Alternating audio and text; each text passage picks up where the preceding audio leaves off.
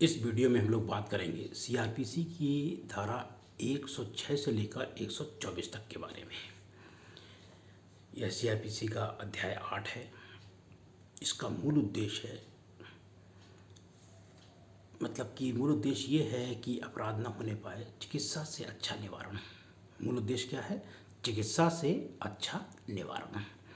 106 क्या कहती है? दोष सिद्धि पर प्रशांति कायम रखने के लिए प्रतिभूति। जब कभी मजिस्ट्रेट का न्यायालय या सेशन न्यायालय किसी व्यक्ति को 106 की उपधारा 2 के अधीन दुष्कर्म के लिए दोषित करता है, तब उसकी प्रतिभूति ले सकता है 3 साल के लिए। और इसके लिए कोई अलग से कार्रवाई नहीं है, उसी में आदेश दे देगा।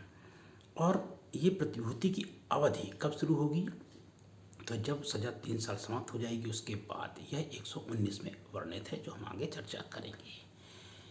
106 से लेकर 110 तक मूल विधि की तरह काम कर रही हैं, और 111 से लेकर फिर आगे 124 तक क्या है? वो प्रक्रिया की तरह काम कर रही है, ये प्रोसेस है। तो 106 में क्या हो गया? दोष सिद्धि पर प्रशांति कायम रखने के लिए प्रतिभूति। किसमें? मजिस्ट्रेट का न्यायालय या सेशन न्यायालय। उपधारा 2 के अधीन कोई व्यक्ति दुष्कर्म के लिए दोषित किया जाता है। 2 में क्या है? अध्याय 8 के अंतर्गत, या फिर हमला है, आपराधिक बल है, चोरी है आदि के लिए। 108 में क्या है? 107 में क्या है?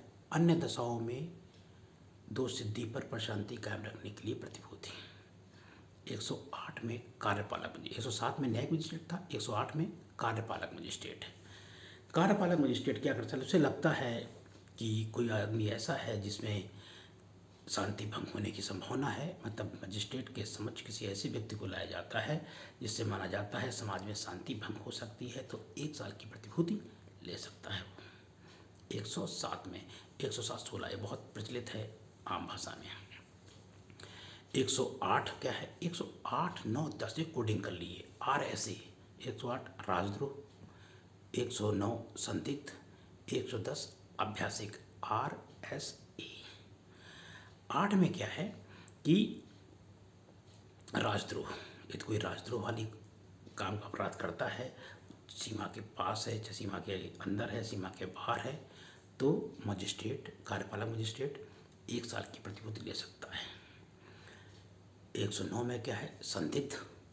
जब कोई व्यक्ति संदिग्ध है और हरकतें कर रहा है, इसे कहते हैं, इस धारा को कहते हैं पुलिस के लिए दमन का इंजन। संदिग्ध के आधार पर किसी उठा लेगी, 1 साल की प्रतिभूति ले लेगी। और अभ्यासिक, 2 से अधिक बार सजा पा चुका है वो, तो उसे कहते हैं अभ्यासिक अपराधी। इसमें प्रतिभूति 3 साल की है। अब कोई चोरी कर रहा है, बार बार चोरी कर रहा है, या फिर कह सकते हो अपमिश्रण कर रहा है, ये तय कर दिया जाता है।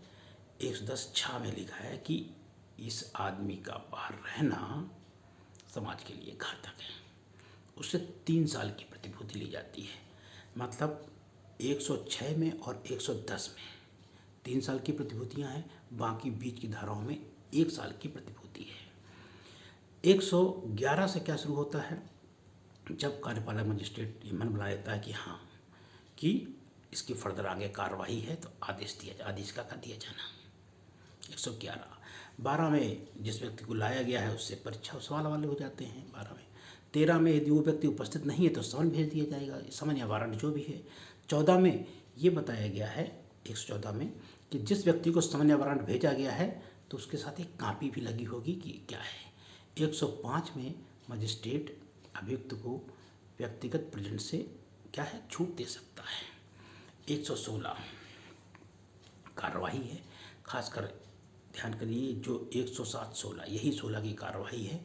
16 की कार्रवाई में ये है कि पूरी कार्रवाई 6 महीने के अंदर आप पूरी निपटा दें, ये मुख्यतः है 107-16। अब 100 तो कार्रवाई हो गई, कार्रवाई का पूरा मन बना लिया है, तो आगे फर्दर कार्रवाई हो जाएगी उसमें। 118 में क्या है? 117 में क्या है? 116 हो गया। 17 में भाई कार्रवाई करना है तो इसकी प्रतिभूति ले लो। 18 में अब उसके अपराध नहीं बन रहा है, तो जिस व्यक्ति की विरुद्ध इत्तला दी गई है तो उसका उन्मोचन कर दिया गया है। मतलब 16 की कार्रवाई हुई, जिसके विरुद्ध कार्रवाई की जानी थी, उसके खिलाफ कोई सबूत नहीं मिला है, तो 118 में उसका उन्मोचन कर दिया जाएगा। 119 में प्रतिभूति की शुरुआत कब होगी? जब सजा समाप्त होगी तब प्रतिभूति की कार्रवाई की शुरुआत होगी। 119 हो गया।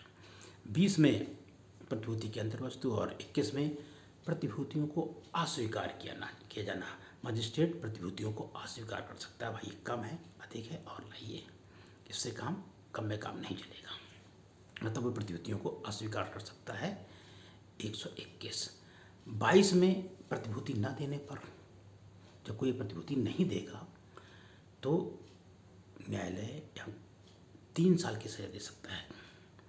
लेकिन ध्यान रखिए, 1 वर्ष से अधिक का कारावास है तो यदि 1 वर्ष से अधिक की प्रतिभूति है तो जेल भेज दिया जाएगा।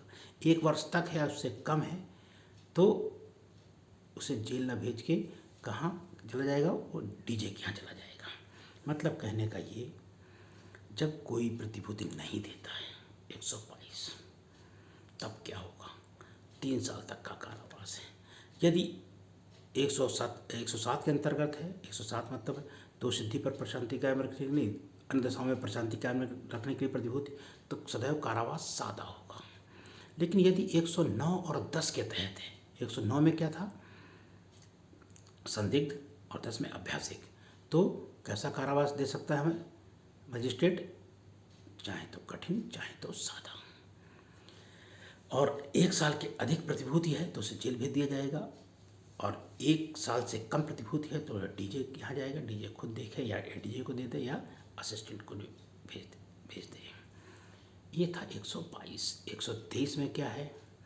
अब वो प्रतिभूति नहीं दे पा रहा है तो फिर डीएम, सीजेएम, सेशन न्यायालय या उच्च न्यायालय कोई भी उसे छोड़ सकता है कि भाई इसके पास पैसा ऐसा नहीं है, छोड़ो। 123। 124 में अब जब बंद पत्र खत्म हो गया है या बंद पत्र, नया बंद पत्र भी जारी किया जा सकता है, जो कोई व्यक्ति पेश किया जाता है उसका बंद पत्र समाप्त हो चुका था, शेष अवधि के लिए कोई बंद पत्र है तो नया बंद पत्र जारी किया जा सकता है। ये एक बार यूपी मेंस में क्वेश्चन आ चुका है, पूरा 106 से लेकर 124 यूपी पीसीएस, यूपी एचजीएस शायद 2018 पार्ट 2 में आया था, पूरा मेंस में क्वेश्चन आया हुआ था। तो आपको 106 से लेके 124 तक लिखना होता है। इसमें जो क्वेश्चन आता है जो बहुत ज़्यादा आता है, तो 122 में प्रतिभूति जब नहीं देता है तो कितने वर्ष की कारावास हो सकती है? तो 3 वर्ष की कारावास हो सकती है। ये आया हुआ क्वेश्चन है। कब उन्मुक्ति दे सकता है कार्यपालक? तो 115 में है।